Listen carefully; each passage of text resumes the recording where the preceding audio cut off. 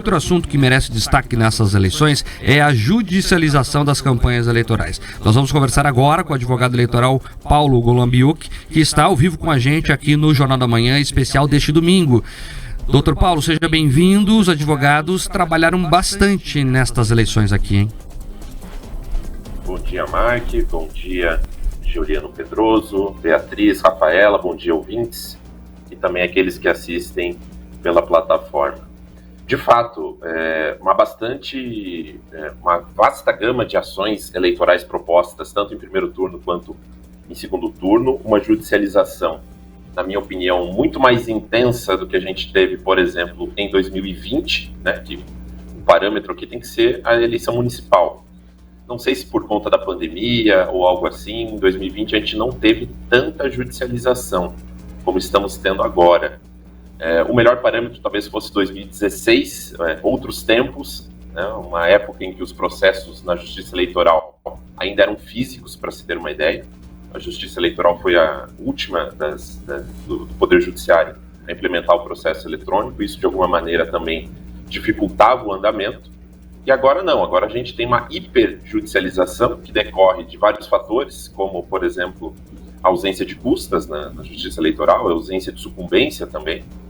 E os candidatos, os partidos, todos esses partícipes aí do processo eleitoral apostam muito na judicialização para ter ganhos de ordem também política, não necessariamente jurídica. Você tem algumas medidas como o direito de resposta, que tem um benefício imediato ao candidato supostamente ofendido, mas você tem várias medidas que, na verdade, não trazem nenhum proveito jurídico imediato àquele que está pedindo. Então, por exemplo, uma multa de R$5.000 para o adversário, apesar de fazer sangrar um pouquinho ali, é uma multa que reverte aos cofres da União. Mas o fato, decisão judicial favorável, acaba sendo usado politicamente pelas candidaturas, né? Então, olha, o candidato é mentiroso, a Justiça Eleitoral disse que ele é mentiroso. É por isso que nós temos essa hiperjudicialização. E também quando perde o candidato vai lá falar que está sendo perseguido, que a Justiça Eleitoral, de alguma maneira, não está ouvindo, está deixando ele ser ofendido, e isso acaba sendo reverberado politicamente pelas campanhas, seja quando ganha, seja quando perde. Eu acho que são fatores relevantes aí para talvez explicar o porquê de tantas medidas judiciais.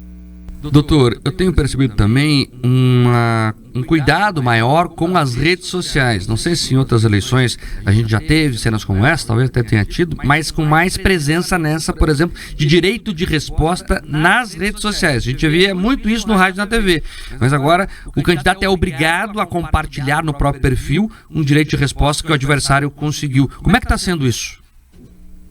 Exatamente. Eu acho que tem muito a ver com o que foi falado agora há pouco. Eu estive aqui acompanhando a programação, né, a transmissão, antes de eu entrar.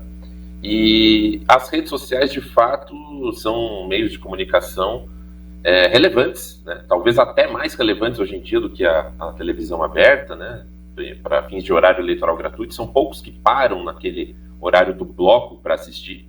Até as inserções acabam sendo mais relevantes do que o bloco hoje em dia. Então, nas redes sociais, o exercício do direito de resposta, que é permitido de fato, acaba ganhando uma importância maior. Então, além de pleitear direitos de resposta no horário eleitoral, os candidatos estão pleiteando também nas redes sociais, obrigando lá o adversário a publicar no seu Instagram, no seu Facebook, alguma mensagem que responda exatamente àquela ofensa, né, na hipótese de deferimento.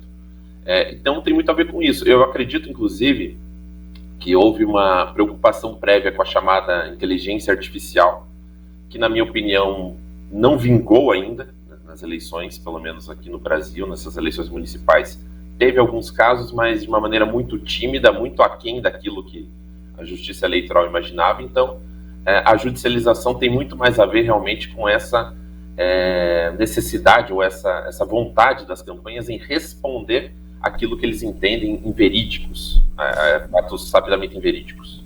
Doutor, uma dúvida que eu fico, né, quando eu acompanho, o senhor chamou de hiperjudicialização, é se os tribunais têm dado conta desse volume todo. Porque, como a gente já percebeu em eleições anteriores, e o senhor reforçou agora, isso tem um uso político. Então, a celeridade ou não que o tribunal acolhe, resolve, ou dá uma uniformidade para os entendimentos desse comportamento dos candidatos, se isso tem acontecido ou se a gente tem percebido uma letargia maior na Corte Eleitoral nesse aspecto.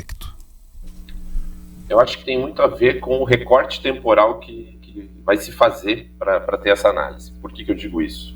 Aqui no Brasil, de uma maneira, no meu sentir, errada, isso deveria ser alterado na lei, você tem o prazo limite do registro de candidatura coincidindo com o início da propaganda eleitoral. Então, o prazo limite de registro é 15 de agosto, a propaganda eleitoral se inicia no dia 16 de agosto.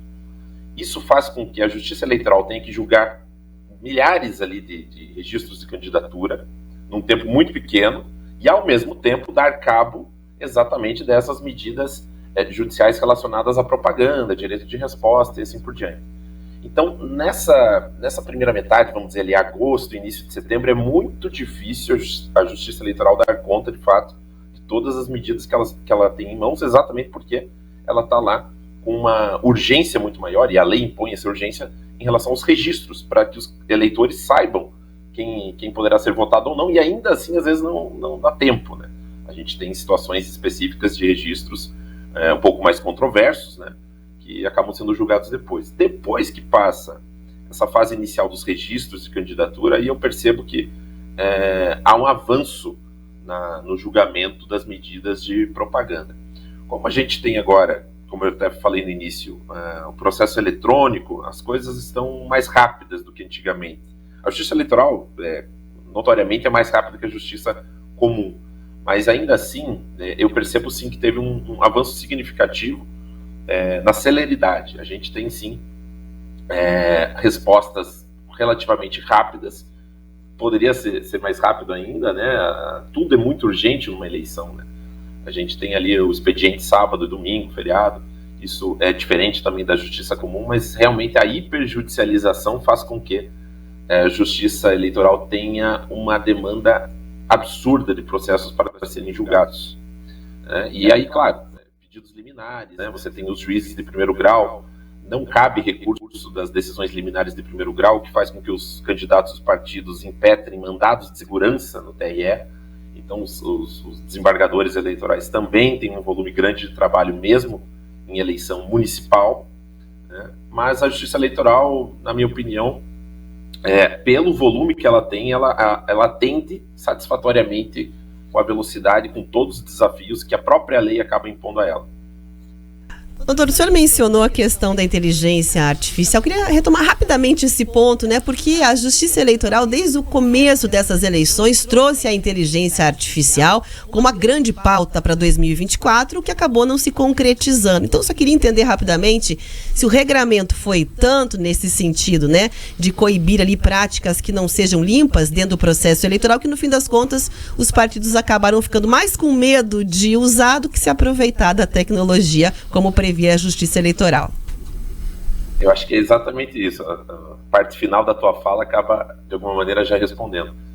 Como a Justiça Eleitoral que é um órgão, né, feito por pessoas também, colocou na resolução ali, o TSE mais especificamente, colocou na resolução uma proibição meio que letal em relação à inteligência artificial, inclusive tipificando como um abuso eventual ali. Houve um medo, um receio de utilizar esse tipo de mecanismo nas campanhas, né? Então, por mais assim, que seja até esquisito, você tem, às vezes, menos receio de praticar um outro tipo de abuso de poder político, econômico, compra de votos. Aqui estou falando de forma geral, evidentemente, não de candidaturas específicas, mas um medo maior da inteligência artificial. Então, acho que medo é a palavra que define a ausência desse expediente nestas eleições. Ainda bem, né? Porque se a gente já está tendo uma hiperjudicialização sem isso, quem dirá com isso? Mas no futuro, me parece claro que haverá um avanço das campanhas em se preparar para utilizar esse tipo de expediente para o bem ou para o mal, né? Infelizmente, isso deverá acontecer, não tenho dúvida. Mas nessas eleições, realmente, o que foi prenunciado como algo latente, né, que seria a grande pauta jurídica, acabou, esse discurso reverberou tanto que as campanhas tiveram medo de utilizar desse tipo de expediente. Daí, portanto, né, a inteligência artificial, que nessas eleições foi usada na Bahia, por exemplo, né, Moron, pelo próprio candidato, né, para fazer uma dancinha lá. Ele se deu bem, inclusive, com isso. O prefeito reeleito de Salvador se aproveitou da tecnologia, acabou fazendo montagens dele dançando o próprio jingle com a deepfake, escolou muito entre o eleitorado, e também houve ali o uso da inteligência artificial para criar um cenário basicamente ali surreal, né, e ilustrar as promessas feitas pelo adversário. Então tinha unicórnios, discos voadores. Ele falava: essas são as promessas do meu candidato. E aí acabou colando esse tom mais humorado ali, basicamente utilizando a inteligência artificial que ele aproveitou. E o humor entrega muita informação. As campanhas deveriam se utilizar mais deste expediente. O meme é maravilhoso. Aqui em Curitiba, em Ponta Grossa e Londrina, usaram pouco, Pedroso. Usaram pouquíssimo. Eles apostaram no sentimento mais da agressão, do ódio, né, da desconstrução, do que fazer o humor, do que fazer a piada. Mas você acerta, Marco. Muitas vezes, quando um adversário consegue ali tentar colar o ridículo no seu, né, oponente, isso acaba tendo muito êxito. A gente está acompanhando um pouco disso na eleição americana, né? A turma da Kamala tentando fazer piada com o Trump de alguma maneira, que foi o caminho que eles estão tentando usar para alcançar alguns desses eleitores. Enfim, mas desde o Ciaccottini, né, um livro muito antigo que trata, né, de avaliação política e de construção, né, dessa comunicação com as massas, que o humor ele é apresentado como um bom atalho para você estabelecer essa conexão com as massas, Mark. Enfim, o pessoal não anda lendo direito ou não se informa bem. Quero agradecer aqui o advogado eleitoral Paulo Galambiuk pela atenção com os ouvintes da Jovem Pan em todo o Paraná. Acho que ele já... por favor, doutor, achei que tinha desconectado já, por favor.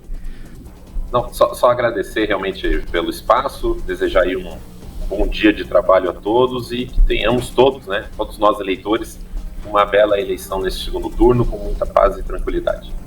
Obrigado, doutor.